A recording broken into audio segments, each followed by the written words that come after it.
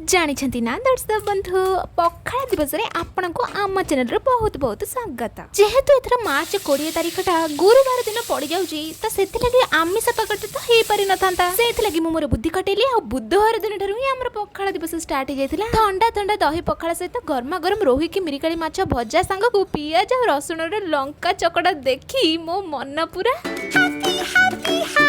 हाँ मैं सेति के हैप्पी होता। तापर दिन रे कोन कोन हला आपन को कहि दोची। आग तो आमे भजा भाजी के खाइ देतिलु सकाळ सकाळ पखाला। सेति लागि प्रथमे आग माछ तरकारीटा बनै नेलु। सांगरे भी तो गोटे कोन दरकार ना नै। सेति लागि प्रथमे छुरी रे गोटे बाइगण को बद्ध कली। तापर एपट सेपट करी चुल्ला आंच रे ताकू पोड़ी पड़ी पूरा पाउस कर देली। अरे ना म एते पाउस करनी।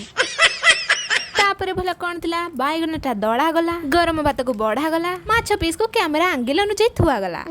कोबी आलू को चकटी चाकटी आंबुला रे हापुड़ी किना झोल को एंजॉय करगला। आ एठी प्रथम दिन सरीला। ओ सकाळ सकाळ प्रथमे मिक्स भजा भजा गला। ता सहित गरमा गरम बाइगण भजा थिला और टमाटर भजा होउतिला। प्रथमे काकुड़ी और तापर पियाज को बढ़िया से कटा गला। आ होला कोन टमाटर को बढ़िया से सहित चकड़ा गला और चकटी चकटी दळा दळी रेडी। बस आज्ञा एई भले भाबरे आमे हमर पखाला दिवस को एंजॉय करू। आपण माने केमिति पडले कमेंट रे कहंतो। वीडियो भल लागिले लाइक कमेंट सब्सक्राइब निहाती करके जिबे।